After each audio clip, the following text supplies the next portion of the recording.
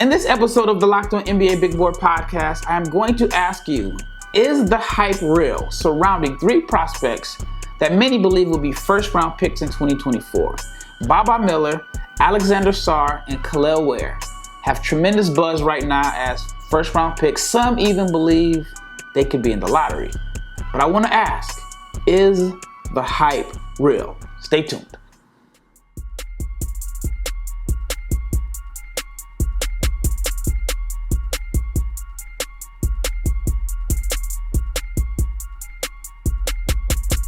Happy Monday, and big shout out to each and every person that has made the Locked On NBA Big Board podcast your first listen of the day. And this episode is brought to you by Birddogs. Go to birddogs.com/LockedOnNBA. And if you enter the promo code LockedOnNBA, you can get a free white tech hat with any purchase. You will not want to take your Birddogs off. I'm your host, Rafael Barlowe, the Director of Scouting for NBA Big Board and the founder of NBA Draft Junkies. And this episode is going to be interactive. Now, for the listeners that are listening to the podcast, you can send me a message at Barlow500 on Twitter. And if you're watching on YouTube, please comment. Also, like, share, subscribe, and comment. But I want this to be interactive because I'm asking you, is the hype real on these three prospects? Is the hype real on these three prospects? All right, the first prospect that I want to talk about is Baba Miller. Now, Baba Miller was someone that I had as a first-round pick for a significant part of last season. Miller has excellent physical tools, and unfortunately, his excellent physical tools and his talents and his gifts were delayed last year because the NCAA suspended him for 16 games, I believe for taking like $3,000. His family paid the money back. But anyway, in this world of NIL, and I've heard guys making $1 million, but in this world of NIL, he gets suspended for 16 games for, I guess as they put it, receiving financial aid to travel to the United States before he committed to Florida State. Now, Miller also was dealing with an off-season injury, so there is a reason why he did not live up to the hype that he had coming in to last season. Now, I'll give you a little bit about Miller's background. He was a guard, and he grew about 8 or 9 inches in a short amount of time, but he retained all of the guard skills. So he goes from 6'2 to 6'11", 7'2" wingspan, and he is fluid. He can handle the ball. He moves he just moves so effortlessly across the court. He has the potential to be a switchy, disruptive defender just because of the physical tools, the athleticism, the length and mobility and fluidity, and so on. He shows some flashes of shooting, but I'll get to that. So 6'11" wings or 6'11" players with guard skills do not grow on trees. So I understand the intrigue, but is Baba Miller worth the hype? And I'm asking, is he worth the hype? Because despite the challenges that were put in front of him, missing 16 games, he only averaged 4 points and 3 rebounds per game last season. 4 points and 3 rebounds per game. So is the hype real? 4 points, 3 rebounds. Again, I understand he got off to a slow start, but he shot 47% from the floor, which is good. 25% from 3. Concerning, but 30% from the foul line. And when you take a deep dive into his stats, he was most efficient on post-ups, which is unlikely that he's going to get post-ups in the NBA, especially as like a 6'11", I think 200-pound wing. So you take away the post-ups, how does Baba Miller score? Is he worth the hype? Now again, I totally get why he's such an enticing prospect. I'll say it again. He has a blend of size, length, ball handling, defensive upside, and a good basketball IQ. He can pass, especially if you watch his film when he played for Real Madrid, when he played for their under 18 teams, and then you see the flashes when he plays for the Spanish national team. But that didn't translate to Florida State. And again, I understand what was ahead of him, the suspension, off-season surgery, the adjustment to college basketball. But I still wonder, is he worth the hype? Because he only averaged, like I said, 4 points per game. Now, it is very, very easy to fall in love with the physical tools and the upside. The NBA is all about the upside. We're thinking down the line, not necessarily what a guy is right now. So I get why a scout or a GM will look at his natural talent and say, well, we can work on that. We can't teach 6'11" with handles and fluidity. We can't teach that, but we can work on the shot. But my question is he worth the hype? Now, when you look at the shot, he has the low release, an extremely low release. And with his low release, he turns an open shot into a contested shot because the timing of it takes so long to get it up that, again, I think with length, I think that he just makes it a tougher shot. I think the mechanics possibly need to be reworked. Again, I get the tools, but what is his defined role in the NBA? Is he a good enough passer to where he's a point forward? Is he like a secondary playmaker? Is he someone that is a defender and transition finisher? Because I have concerns about the three-point shot. Only 30% from the foul line. Now, again, small sample size, only 10 free throws. But if you're a wing and you shoot 30% from the foul line, I don't think that has anything to do with the injuries and the layoff. There may be some concerns about his touch. Now, this summer, when he played for the U19 team for Spain, he shot the ball better, but it was only 57% from the foul line, and he shot 25.8% on jump shots. So I have real concerns about the jumper and possibly his NBA fit. So my question is he worth the hype? But again, the tools are there. The upside is there. Whether you see the flashes as a passer, a ball mover, a defender that can defend multiple positions. Once he fills out, maybe he can defend some 4s and 3s, some 2s, some 1s. I've heard people think that he has the same baseline of skills as a Giannis Antetokounmpo. Now, it's hard to compare anybody to Giannis because Giannis's mentality is crazy. He is super, super hyper competitive, and he puts in the work and works on his body. And even with Giannis's flaws as a shooter, Giannis is an MVP and a champion. So I get it from that aspect. So my question to you is Baba Miller worth the hype? All right, when we return, I want to talk to you about Kelel Ware. Kelel Ware was the 5-star prospect who a lot of people thought was going to be a lottery pick after his freshman year. He transfers to Indiana, shows some flashes, but is Kelel Ware worth the hype?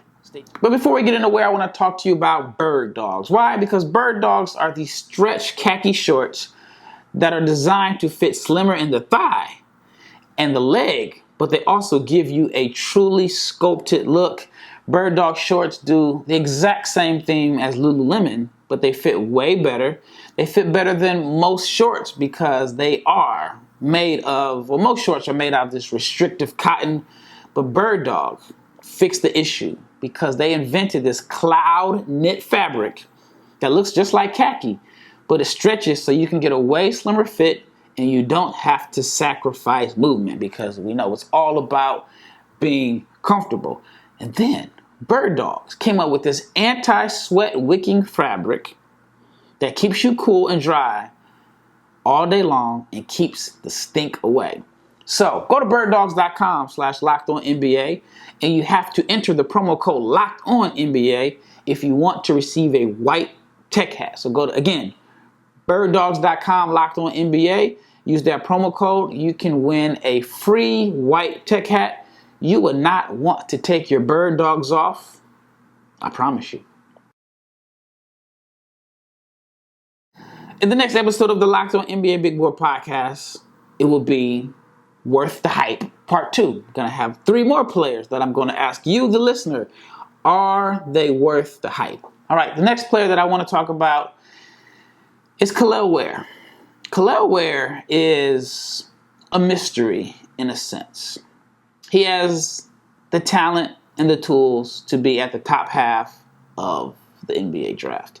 He entered last season as a projected lottery pick, and I remember doing an article and maybe even a podcast, and I was asking, who is the better prospect between Dereck Lively and Kelel Ware? Now, you can make a case to say both had disappointing freshman seasons, both averaged less than 10 points per game, while Ware ended up basically losing his starting job and being the odd man out of the rotation in the second half of the season. Dereck Lively turned it up in the second half of the season. Now, it didn't do much offensively, but made a name for himself as a defender and was one of the most impactful, if not the most impactful, rim protector in college basketball late in the season. He ends up being the 12th pick in the draft despite averaging like 5 points per game. Now, Kelel Ware showed way more offensive upside and potential than Dereck Lively, but like I said, was left off the bench. Now, a little bit about Ware. Like I said, entered last season as a projected lottery pick, won state championships at North Little Rock High School, played with Nick Smith, and was a 5-star recruit. And his draft buzz was trending in the right direction after a strong performance at the McDonald's game, and I heard that some people thought he was one of the top 5 players throughout the week at the McDonald's practices. So that kind of propelled him into this projected lottery pick role, I should say. Now, he ended up losing his starting job in December, and after December 1st, he only had 4 double-doubles, double-figure games the rest of the season. But at 7'1", he is a bouncy athlete. He shows flashes of outside shooting touch, is mobile enough to be an excellent pick-and-roll defender and rim protector. But is he worth the hype? And the reason I'm asking, is he worth the hype? Because the tools are there, but the motor is very questionable. Now, last fall, I talked to some NBA scouts, and we were just talking about different players for the 2023 draft. And there was a particular scout, and I'm not going to quote it word for word, but in so many words, he basically said, Kelel Ware has no ceiling. But the problem is his motor. If the motor runs, then he is going to be excellent. And that was the question this year, or last year. Oregon coach Dana Altman mentioned multiple times and called him out about his effort and intensity. There were rumors that he didn't practice hard. So my question, is he worth the hype? Because you got to factor in that he can do things that very few big men on this planet can do. At 7'1", I mean, he can jump, he can serve as a vertical lob threat. If he puts it together, he's your vertical lob threat. He is your paint protector, your defensive anchor, and a floor spacer. He had a game against UConn. Now, I will put this into context. I believe the score was like 83-59. Oregon got smacked. But he had an 18.9 rebound game against UConn where he made 2 out of 3 from long range. So despite the fact that it was a blowout, and maybe some of the points came in garbage minutes, you have to be enticed by what you saw and the talent. Now, if you look at his numbers per 36 minutes, they were good. But sometimes numbers don't necessarily show you lack of intensity or effort. Now, do you believe, this is a question for you, do you believe a change of scenery is going to help propel Kelel Ware back to the lottery range? And is he worth the hype? Because no matter how talented you are, if your motor doesn't run as a big and you seem indifferent, are you even worth the hype? Is a player that has natural talent, natural gifts, but has a inconsistent motor, Is that player worth the hype of a first-round pick? Because I believe, just like what the scout said, Kelel Ware's ceiling, his draft range this season, is completely going to be dependent on how consistently he plays hard. If he can show a motor, do not be surprised if he is a lottery pick because, again, the talent is there. Maybe a change of scenery at Indiana is going to help him put it all together and make sure it clicks. Mike Woodson is a former NBA coach, and maybe Mike knows how to push those buttons. But again, is he worth the hype as a lock, as a first-round pick, when you do not know what you're going to get from him as far as energy and effort on a nightly basis? Now, part of the reason why he may have struggled at Oregon is because he developed a strong relationship with the coach that recruited him, and once he got on campus, actually before he got on campus, the coach that recruited him took a head coaching job at the University of Omaha, and so maybe he didn't feel like he had the best relationship with the coaching staff. Maybe he struggled by being so far away from home, going from Arkansas to Oregon, even though Indiana is not Arkansas, which I think he probably, I'm guessing here, I don't have any information, but I'm thinking if Trevon Brazile doesn't return to Arkansas, maybe he goes home. But maybe Indiana is going to bring the best out of him. Indiana they did an excellent job with Trayce Jackson-Davis, even though I felt like he should have went higher in the draft. I think Ware is a little bit more naturally talented and gifted, and his game fits the modern NBA a little bit more than Trayce Jackson-Davis, but Jackson-Davis is, in my opinion, he's more skilled as a passer and more polished and refined as a low post scorer. But again, he was older. Again, I'm going to ask the question. A player with an inconsistent motor, but that shows tremendous upside and flashes, is it worth the hype? All right, when we return, I want to talk about Alexandre Sarr. Alexandre Sarr, in my opinion, is one of the top 10, top 5 most talented players in this entire draft class. But I'm going to ask, is he worth the hype?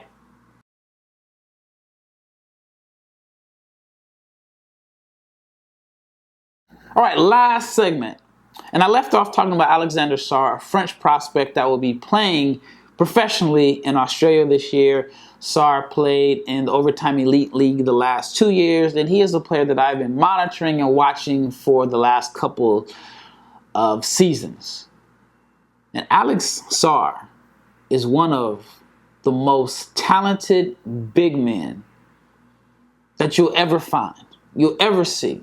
He is that naturally talented and gifted. I know I said that about Kelel Ware, but I think Alexandre Sarr is more naturally talented and gifted than Ware. He is 7'1", with a 7'5" wingspan. He has all the tools that you want out of a modern-day NBA big. He has the size and athleticism, the mobility. He can post up, he can space the floor, or shows flashes of being able to space the floor. He can pass, whether it's making the right reads or finding cutters. He can handle the ball. He can defend. He has all of these tools. He's really like a 7-foot wing that can play inside and outside. Again, 7'1", 7'5" wingspan. He has all the tools to be a dominant NBA player. But right now, he's more flash than substance. Now, I've been watching him for years, and I've never seen back-to-back strong performances. I've never seen him dominate a game like his talent suggests. But 7'1", 7'5", can shoot, handle, pass, post up, has a nice turnaround game. Is he worth the hype? Is he worth the hype? Is it worth the risk, which I think a lot of teams will agree, but is it worth the risk to take a guy that has all the physical tools and talent, touch, but fails to dominate a game? Now, he's young, and maybe the dominant mentality will develop over time because the talent is there. But is he worth the hype as a first-round pick? Because it can't necessarily be all about his production. Now, for example, playing for the under-19 team this summer, last month, Despite the fact that, again, he's 7'1", 7'5" wingspan, can dribble, shoot, pass, post up, shoot turnaround jumpers, protect the rim, defend in space. He only averaged 7.4 points, 5.9 rebounds, shot 45% from the floor, 28% from three, 57% from the foul line. He is too talented to put up those numbers. And again, this isn't, and there's no disrespect to the national teams, but this isn't college basketball. 7 points, and I know they spread the ball out. You know, you don't really see guys put up huge numbers, but like Bilal Coulibaly last year averaged 7 points per game on the French national team or the under-18 team, ended up being the 7th pick in the draft. I totally get that. But Sarr has the tools to dominate every game. He does not impose his will. But is he worth the hype? Is he worth the hype? Because you have to factor in the upside. You have to factor in if he puts it together and a team drafts him late in the first round or middle of the first round, he puts it together and it finally clicks. You have an all-star at the minimum. You have a franchise center. So my question is he worth the hype? Now we'll go into Australia, help him maximize his talents. Australia is a physical league. It is a lot more physical than OTE. Not a knock on OTE. I like what they've done at OTE. But will he maximize his potential or show enough flashes in a league that is known for being physical? It is grown men. It is a league that has few guys that had a cup of tea in the NBA and some prospects this year that I believe will be drafted. So my question is for Alexandre Sarr, is he worth the hype? Is he worth the hype to be a first-round pick in next June's draft? I think the talent suggests he could be a top 5 pick. This draft class is wide open. If Alexandre Sarr fully puts it together, develops a dog mentality, understands that there's nobody on the floor that is more talented than him, he could be the first pick, which I think is unlikely. But is he worth the hype? We will find out. Well, that wraps up this episode of the Locked On NBA Big Board Podcast. Again, like, share, subscribe, and I want you, the YouTube listener, to leave comments and tell me your thoughts on the 3 players that I mentioned. Are they worth the hype? Do you think they're worth the risk? Do you think that whatever circumstances led to their unsatisfactory play is the reason why they didn't maximize or live up to the hype that they had or just dominate games? Let me know. Once again, this is Rafael Barlowe, and I am out.